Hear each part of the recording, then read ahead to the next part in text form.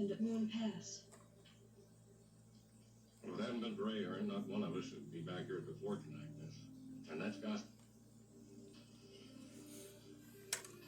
You think a lot of them, don't you?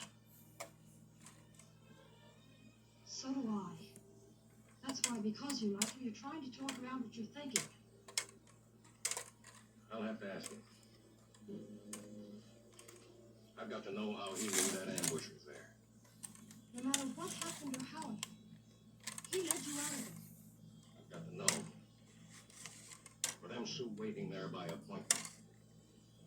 Are you going to say anything to Colonel Ellis? There's over 20 years of Army training, Army thinking, and loyalty behind me, miss. You don't boot a mess of years like that out the window. You just don't.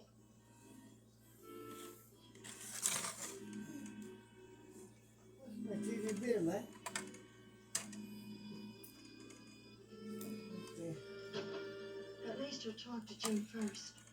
Oh my God. I forgot you better wash it, man. Won't you? Yeah. I forgot you better wash it. I won't put the smell of renegade on him without being sure, or without telling him that's what I was going to do.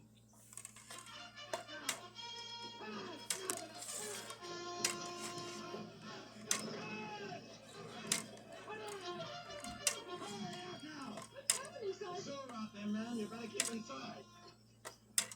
I want the area outside well lighted at intervals, just in case they forget their superstition and make a night attack. Yes, Stanley. Keep the howitzers in the center of the parade ground so they'll be in easy position to maneuver. Yes, sir. Please dim your lights, Miss Hattersaw. Only one light permitted. Certainly.